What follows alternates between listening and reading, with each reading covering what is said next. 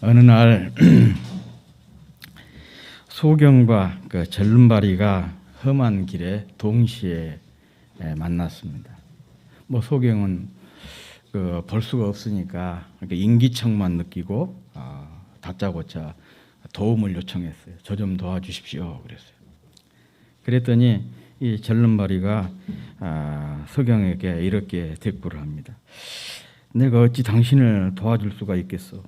내 다리도 여기까지 끌고 다니기에 참 힘든 지경이라고 얘기했어요. 그러면서 이 절름발이가 제안을 한 거예요. 만약 당신이 나를 업고 간다면 난 당신에게 장애물을 알려줄 수가 있어. 그러면 내 눈이 당신의 눈이 되고 당신의 발은 내 발이 되는 것이요. 이 말을 듣고 있던 소경이 곰곰이 생각하더니 그거 참 좋은 생각이요. 그렇게 합시다. 내가 당신을 업겠소. 내 등에 업으시오. 그렇게 하고는 이 소경이 절름발이를 업고 그 험한 길을 잘 통과할 수 있었다고 그럽니다. 치명적인 약점을 가지고 있어도 함께하면 그 약점을 넘어설 수 있다. 그런 교훈 아니겠습니까? 이런 의미에서 함께는 서로를 잘 되게 하는 형통의 비결이고 또한 축복의 원리가 되는 것입니다. 그 인간에 대한 그 학술적인 명칭, 학명이라 그러죠. 학술적인 명칭이 여러 가지가 있어요. 아마 여러분들이 인터넷 검색을 해보면 이렇게 많나 그런 생각이 들을 거예요.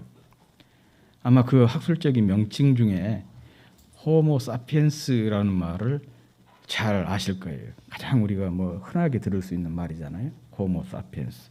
호모 사피엔스라는 말은 그 생각하는 존재로서 인간이란 그런 뜻입니다. 그런데 이 인간의 학명과 문명은 깊은 연관이 있습니다. 호모 사피엔스라고 하는 학명이 언제 붙여지게 되었냐 그러면 계몽주의, 인간의 이성을 강조한 계몽주의 이후입니다. 이 계몽주의 시대에 인간들은 그 하나님으로부터 인간의 해방을 부르짖었고 그런 과정에서 나온 것이 인간에 대한 학명이 바로 호모 사피엔스예요. 그런 점에서 이 호모 사피엔스는 인간의 주체성을 사람들은 호모 사피엔스로 인간의 주체성을 찾은 것이죠. 그렇지만은 이 생각하는 인간으로서 호모 사피엔스는 자기중심적이고 이기적이고 또 타인에 대한 지배와 같은 부작용을 많이 낳았습니다. 무분별하게 자연을 훼손하고 환경까지 파괴를 했죠. 우리가 잘 아는 그 제국주의 침략 전쟁이라고 하는 것은 이 호모 사피엔스의 작품입니다. 그리고 이 제국주의 전쟁의 그 하이라이트라고 그러죠. 그러면서 동시에 이 제국주의를 끝장내는 그 종말을 고하는 그 전쟁이 있지 않습니까? 바로 세계 1차, 2차 세계대전이에요. 바로 이 세계 1차, 2차 세계대전 이것이 호모 사피엔스가 일으킨 그런 그 결과였던 것이죠. 그래서 사람들은 여기에 대한 반성의 의미로 새로운 학명을 붙였어요. 그게 뭐냐 그러면 호모 심비우스라는 학명입니다. 호모 심비우스라는 말이 뭔 말이냐? 인간이라고 하는 것은 공생하는 존재라는 뜻이죠. 그러니까 사람과 사람 사이는 물론이거니와 사람과 자연, 사람과 동물까지도 서로 공존하고 공생해야 된다. 그게 이제 호모 심비우스입니다. 그런데 요즘 학자들은 정말 이 인간 사회가 건강하고 바람직한 사회로 나가기 위해서는 호모 심비우스만으로는 안 되고 호모 레시프로쿠스의 탄생해야 된다. 그렇게 얘기를 하고 있습니다. 호모 레시프로쿠스라고 의 뜻이 뭐냐 하면은 인간이라고 하는 것은 의존적인 존재라는 것이죠. 의존적인 존재로서의 인간. 상호 호혜적인 서로 사랑을 주고받으면서 살아가는 그런 존재로서 인간이란 그런 뜻입니다. 그래서 이 호모 레시프로쿠스란 쿠스는 물론 서로 경쟁을 하지만, 왜냐하면 삶에서 경쟁이라고 하는 것은 불가피한 것 아니겠습니까? 서로 경쟁을 하지만 서로 의존하고 협력하지 않고는 존재할 수 없는 인간을 말하고 있습니다. 그런데 여기서 중요한 것, 호모 심비우스나 호모 레시프로쿠스에 있어서 공통점이 있습니다. 그 공통점이 뭐냐? 함께예요. 함께. 호모 심비우스에서도 중요하게 여긴 것이 함께라는 단어이고, 이 레시프로쿠스에서도 중요한 것이 함께예요. 그러니까 함께가 지구적인 위기를 극복하고 더불어 잘 살 수 있는 그 핵심이라는 것이죠. 일찍이 이 함께의 가치를 깨닫고 감탄과 감동 그리고 열띤 찬사를 보낸 사람이 우리 성경에 나오고 있습니다. 그 사람이 누구냐? 오늘 그 본문의 주인공인 다윗입니다. 이 시편 133편 오늘 본문은 3절밖에 안 되는 아주 짧은 시입니다. 그런데 하나님께 예배하기 위해 함께 예루살렘에 모인 사람들을 본 다윗의 깊은 감탄과 감동과 찬사가 잘 드러나 있는 그런 시입니다. 오늘 본문 1절 한 구절에만 해도 감탄사가 3번이나 나오고 있어요. 물론 우리 성경에는 2번만 번역이 되어 있지만 원문에는 3번 나옵니다. 보라라고 하는 단어, 그리고 어찌 그리 선하고, 이 어찌, 그다음에 그런데 그 뒤에 어찌 그리 아름다운고, 이게 어찌 그리가 여기는 우리 번역 성경에서는 생략이 되어 있어요. 그러니까 이 한 구절 속에 감탄사가 3번이나 반복이 되고 있습니다. 특별히 여기서 어찌 그리 선한가, 얼마나 선한가, 이 마토브 히브리어로 그렇게 얘기를 하는데요. 이 감탄사는 하나님께서 천지를 창조하실 때 하나님께서 자신의 창조물에 대해서 스스로 감동해서 보이신 감탄사예요. 그래서 창세기 1장을 보면 마토브, 이 단어가 6번이나 반복이 되고 있습니다. 선하다는 뜻의 히브리어 단어 토브라고 하는 단어가 굉장히 중요한 단어거든요. 기분이 너무 좋아서 어쩔 줄 모를 정도로 행복할 때, 감동해서 감탄할 때 표현하는 단어가 토브예요. 이는 어떤 결핍이나 모자람이 없는 충만한 상태, 무엇을 보충하거나 또 첨가할 필요가 전혀 없는 완전하고 완벽한 상태를 토부래요. 완벽한 미인을 토부라 그렇게 얘기를 하거든요. 그래서 주로 이 토부라고 하는 단어가 보면 이 도덕적, 윤리적으로는 완전하다. 그래서 영어로 퍼펙트 그러잖아요. 이것을 토부라고 그래요. 또 그 신앙적, 종교적으로는 하나님의 마음에 쏙 든 것, 하나님의 마음에 쏙 드는 것을 가리켜서 토부다. 하나님 마음에 쏙 들었을 때 토부, 그렇게 하나님께서 이 얘기를 하신 거죠. 그리고 미적으로 아름다운 것, 영어로 beautiful 그러잖아요. 이런 의미를 가지고 있는 것이 바로 토부예요. 이 하나님만 바라보면서 하나님께 예배하고 하나님 안에서 교제하기 위해 함께 예루살렘에 모인 백성의 모습에 다윗이 바로 이렇게 감동해서 이 감탄사 마토브라고 하는 감탄사를 쏟아냈다, 그런 얘기입니다. 그런데 다윗의 이게 예배를 위한 함께 모인 것에 대한 이와 같은 감탄과 감동에 의해서 2가지 사건에 비유를 하고 있습니다. 하나는 장엄하고 영광스럽게 치러진 초대 대제사장 아론의 임직식에 이 예배하기 위해서 모인 사람들, 모여서 예배하는 사람들을 비유를 하고 있어요. 레위기 8장을 보면 이 아론의 제사장 임직식이 나오거든요. 그런데 그 임직식 기간이 하루에 뭐 우리는 목사 임직, 위임, 또 뭐 장로 임직 그러면 1시간에 끝내버리잖아요. 그런데 7일 동안이나 계속되었어요. 그러니까 얼마나 그 행사를 거대하게 또 장엄하게 치루었는지 알 수가 있겠죠. 그리고 제사장 옷을 보면은요, 아마 세상에서 이처럼 화려하고 비싼 옷은 없을 것입니다. 각종 보석이 물린 그런 그 옷이었지 않습니까? 그리고 최고의 그 향품을 가지고 향을 만들어서 그 향 기름 머리에 부어가지고 그 기름이 수염으로 온 옷깃까지 온몸을 적셨어요. 그러니까 그 향내가 예루살렘뿐만 아니라 그 근동으로 진동을 했던 것이죠. 이 장엄하고 영광스러운 예식에 다윗은 하나님을 예배하기 위해서 함께 모인 사람들, 함께 모여서 예배하는 사람들을 여기에 비유를 하고 있습니다. 그러니 하나님께 함께 모여서 예배한다는 것이 얼마나 장엄하고 얼마나 영광스러운 것인가를 강조하고 있는 것 아니겠습니까? 그리고 다른 하나는 비가 절대 부족했던 이스라엘 땅에 풍성한 생명을 제공하는 헐몬의 이슬에 비유를 하고 있습니다.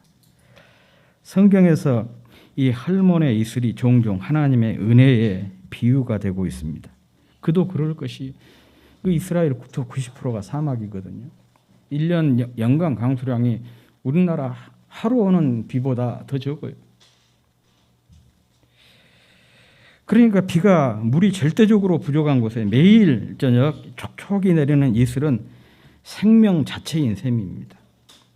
생명을 살리고 생명을 유지하고 생명을 더욱 풍성하게 해준 것이 바로 이슬이었어요. 그러니 이것을 하나님의 은혜에 비유한 것은 적절한 것이죠. 우리의 생명도 매일 베풀어 주시는 하나님의 은혜에 달려 있기 때문에 그렇습니다. 그런데 다윗은 백성이 예배하기 위해 함께 모인 것을 여기에 비유를 한 것입니다. 예배를 위해 함께 모이고 함께 모여서 예배한 것이 민족 공동체에게 풍성한 생명을 공급하는 원천이라는 거예요. 생명의 원천이 어디에 있느냐? 풍성한 생명의 원천이 어디에 있느냐? 함께 모여서 예배하는 데 있다. 그런 얘기예요. 그래서 그가 얼마나 선하고 얼마나 아름다운가 이렇게 감탄사를 연발하게 된 것입니다. 그런데 여기에서 우리가 또 한번 생각을 해볼 것이 있어요. 그게 뭐냐 그러면 바로 다윗이 이렇게 함께 모여서 예배하고 예배하기 위해서 함께 모인 사람들에게 이런 감동을 했다는 것은, 감탄사를 연발했다는 것은 다윗의 신앙을 엿볼 수 있는 것이죠. 예배를 소중히 여기는 예배 중심의 다윗의 신앙을 잘 보여주고 있는 거예요. 생각을 해보십시오. 예배를 소중히 여기지 않는 사람이라면 어떻게 이런 감동을 하고 이런 감탄사를 바라겠습니까? 예배를 소중히 여기니까 예배를 위해 함께 모인 사람들을 보고 또 모여서 함께 예배하는 사람들을 보고 이렇게 감탄을 하고 감동한 것 아니겠어요? 예수님 시대에 로마 사람들은요, 이스라엘 사람들이 예배하기 위해서 예루살렘에 모이는 것을 굉장히 꺼려했어요. 다윗과 정반대잖아요. 예배의 중요성을 모르니까 그런 거지. 왜 꺼려했느냐? 이 예배에 모인 사람들 중에 가끔씩 이 무리들을 충동질 해가지고 소요가 일어났어요. 그러니까 그것 때문에 로마인들은 굉장히 꺼려했던 것이거든요. 아무튼 우리는 여기에서 다윗이 어떤 사람인가, 다윗의 신앙이 어떤 신앙인가 그것을 잘 보여주고 있고 정말 우리가 다윗을 통해서 배워야 될 점이 있다면 이런 점이 아니겠습니까? 예배를 소중히 여기는 것. 그래서 이렇게 성도들이 함께 예배하기 위해서 모인 것, 모여서 함께 예배하는 것을 마치 대제사장의 위임식에 비교를 하고 또 그 지역을 생명을 공급하고 생명을 유지하고 또 생명을 풍성하게 하는 hormon의 이슬에 비유할 만큼 이런 우리의 신앙의 경지를 우리도 가졌으면 참 좋겠다, 그런 생각이 듭니다. 여러분, 그 상대방의 지갑을 여는 비결, 조금 이상하죠, 표현이. 상대방의 지갑을 여는 비결. 또 내가 장사를 하는 사람이라면 고객의 지갑을 여는 비결이 무엇인지 아십니까? 감동이에요. 감동을 주는 거예요.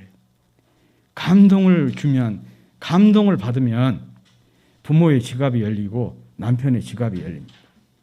친구의 지갑이 열리고 상사의 지갑이 열리고, 나 오늘 한턱 쏘겠다, 그런 거예요. 고객의 지갑이 열리는 거예요. 그래서 기업의 그 마케팅 전략이 뭔지 아세요? 고객 만족에서 고객 감동이에요. 더 나가서 고객 절도, 그런 얘기까지 나오잖아요. 고객이 절도할 만큼 감동을 시키면 자연스럽게 고객의 지갑이 열린다는 것이죠. 그 사람의 지갑만 열린 거 아니에요. 아는 사람들을 다 데리고 가는 것이죠. 입소문을 막 내는 거죠. 거기 기가 막히더라. 그 사람 참 기가 막히더라. 그 제품 좋더라. 입에 침이 마르도록 그렇게 이 얘기를 하게 된 거예요. 감동을 받으면 그래요.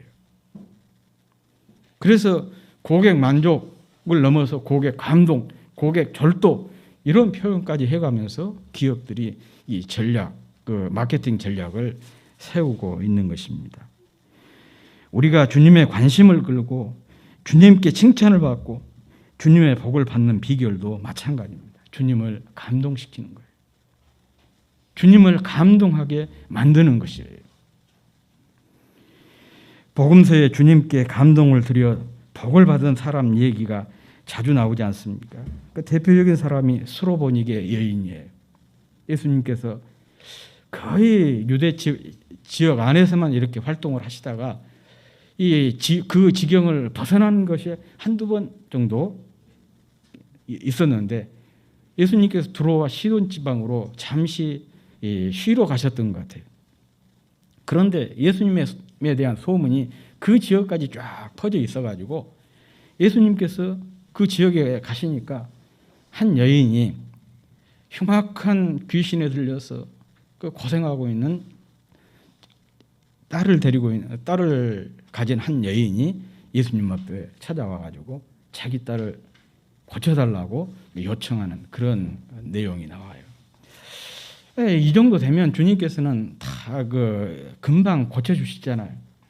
와서 이렇게 안타깝게 부르짖는데 외면한 적이 없었는데, 그런데 예수님께서는 그 여인의 부르짖음에 대해서 무관심으로 일관을 한 거예요. 그러니까 이 여인이 계속해서 따라오면서 막 큰 소리로 부르짖으면서 주님께 자기 딸을 고쳐달라고 요청을 해요. 그래도 주님은 묵묵부답이라. 그러니까 제자들이 답답해가지고 예수님께 거들잖아요.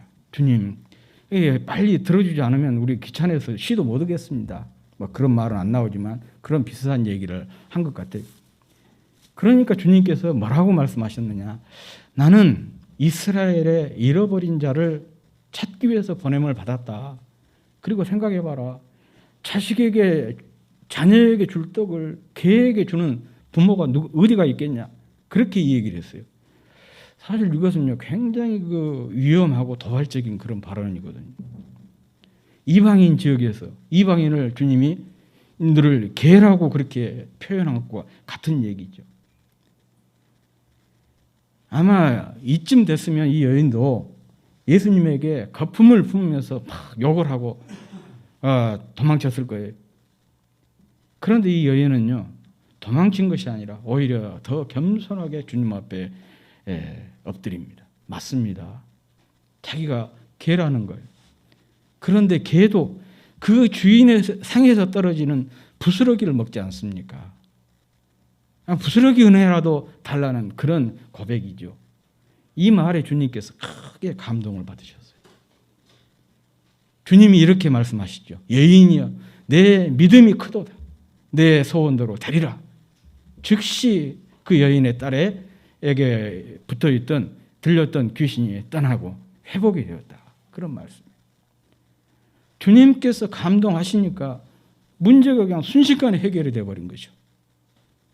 또 비슷한 얘기가 있죠.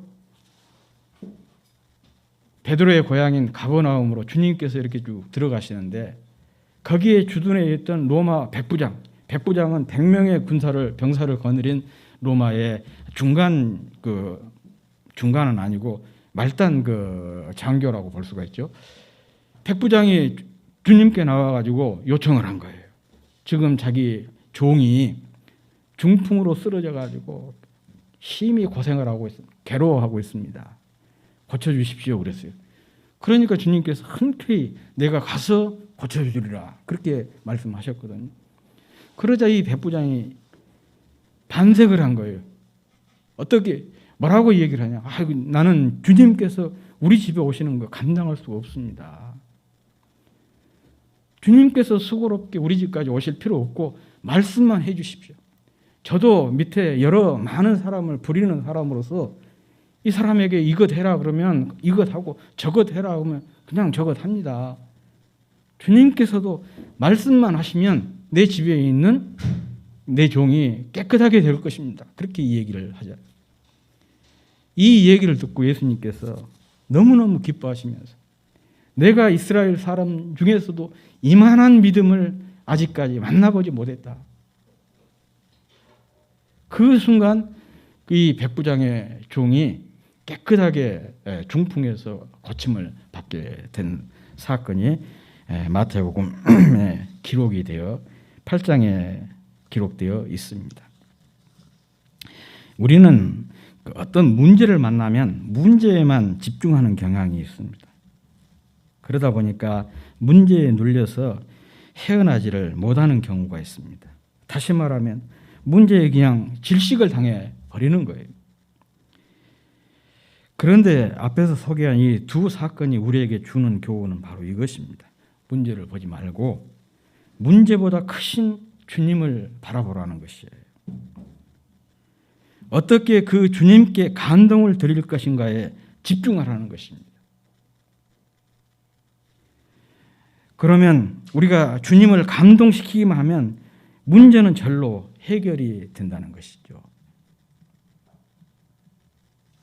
짧은 시간에 제가 간단하게 그냥 지나가는 것처럼 이렇게 말씀을 드리지만 이 사건이 이 얘기가 얼마나 중요한지 몰라요. 주님을 감동시키는 것. 어쩌면 여기에 우리의 사활이 걸렸다 그렇게 생각을 할 수가 있어요. 신앙생활 한다는 게 뭡니까? 주님을 감동시키는 것 아니겠어요? 주님께 감동드리는 그런 것 아니겠습니까? 거기에 바로 형통이 있고 복이 있는 것입니다. 그러면 어떻게 우리가 주님을 감동하시도록 할 수 있을까요? 물론 성경을 보면 그 비결이 많이 소개되고 있습니다. 오늘 본문도 그 중에 하나입니다. 본문의 그 시적 화자, 조금 어려운 말이죠. 중고등학교 다 나오셨으니까 이 말을 모르실 분은 없을 거예요. 본문의 시적 화자가 누구죠? 다윗이지 않습니까?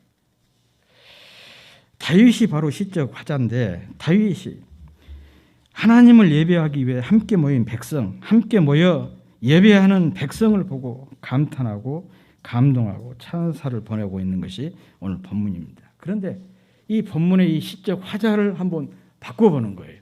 누구로 바꿔보느냐? 예수님으로 바꿔보는 거예요. 이 시적 화자를 다윗에서 예수님으로 딱 바꿔놓으면 금방 답이 나오잖아요. 그러면 주님이 무엇에 감탄하시고 누구에게 감동하신지를 우리가 알 수가 있습니다. 그것은 바로 예배하기 위해 함께 모인 사람들, 함께 모여서 예배하는 사람들을 보시고 감탄하시고 감동하신다는 것입니다. 함께 모인 시간, 함께 모인 장소, 함께 모인 사람들과 주님은 함께 하시고 기뻐하십니다.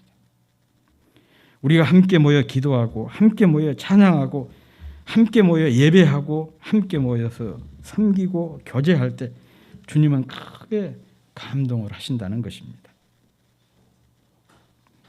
형통의 비결, 형통의 은혜가 바로 여기에 있습니다. 정말 여러 가지로 함께 모이는 것이, 그래서 예배하고 찬양하고 기도하고 섬기고 교제하는 것이 어렵게 되고 있습니다. 단순히 이 전염병 때문만은 아닙니다. 성경은 이미 이런 시간이 오리라고 예고를 하였습니다. 이것이 바로 말세적인 현상이라 그렇게 말씀하셨습니다. 사람들이 자기 일에 너무 바빠요.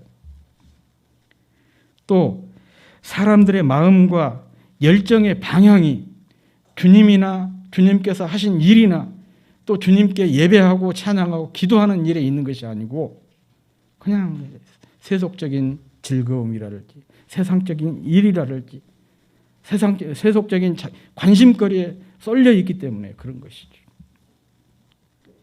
이럴수록 함께하는 일에 우리가 마음과 열심을 쏟아야 하겠습니다. 이것이 바로 저와 여러분이 그리고 우리의 자녀와 내가 섬기고 있는 일터가 잘 되는 비결입니다. 몸인 교회가 부흥하는 비결이기도 한 것입니다.